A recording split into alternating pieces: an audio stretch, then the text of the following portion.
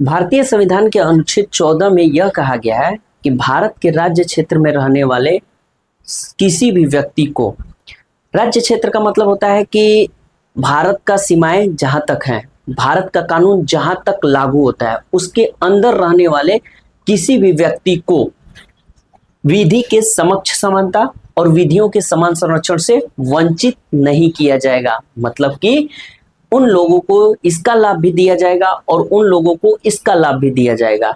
अब विधि के समक्ष समानता होता क्या है? विधि के समक्ष समानता का मतलब होता है कि कानून के समक्ष, कानून के सामने सभी लोग, चाहे वह राष्ट्रपति हो, चाहे वह मुख्य न्यायाधीश हो, चाहे वह प्रधानमंत्री हो,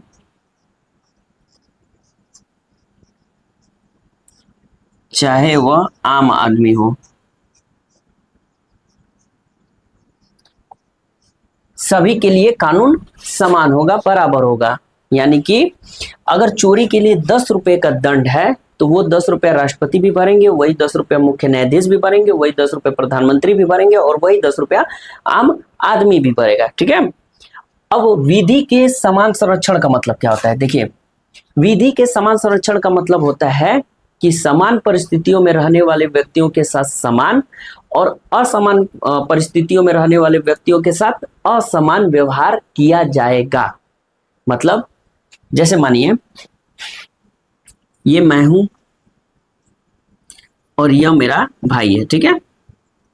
हम दोनों क्या है? स्वस्थ हैं, दोनों में से कोई बीमार नहीं है, यानी कि हम दोनों समान परिस्थिति में हैं। ठीक है। अब हम लोग का माँ जो होगी दोनों को बराबर रूप से देखभाल करेगी, दोनों का केयर बराबर रूप से करेगी। अगर एक रोटी मुझे खाने को देती है तो एक रोटी इसको भी खाने को देगी। ठीक है। लेकिन वहीं पे मान लीजिए कि मैं स्वस्थ हूं और मेरा भाई बीमार है। अब हमारी माँ क्या होगी? अब हम लोग समान परिस्थिति में नहीं है। ठीक है। मैं अच्छी परिस्थिति में हूँ, ये बुरी परिस्थिति में है। ठीक है। अब मेरी माँ क्या करेगी कि इसका देखभाल ज्यादा करेगी और मेरा देखभाल कम करेगी। हो सकता है कि इसको ज्यादा रोटियां दे खाने को और मुझे कम रोटियां दे खाने को। इसी को कहते हैं कि समान परिस्थिति में समान और असमान परिस्थिति में असमान व्यवहार करना। ठीक है। क्योंकि इन दोनों की स्थिति क्या है? असमान है और इन दोनों की स्थिति क्या है? समान है। गवर्नमेंट भी ऐसे ही करती है।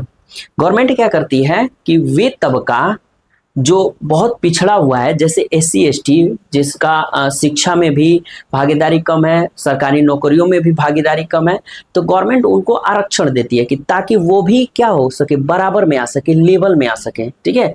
वो क्या है? उनकी परिस्थितियां हम लोगों की परिस्थितियों के समान नहीं है। ठीक है। तो इसीलिए उनको विशेष अधिकार दिया जाता है, थोड़ा सा विशेष चीजें प्रोवाइड कराई जाती है ताकि वो भी क्या हो सके, हम लोगों के समान आ सकें। ठीक है। तो जो आरक्षण का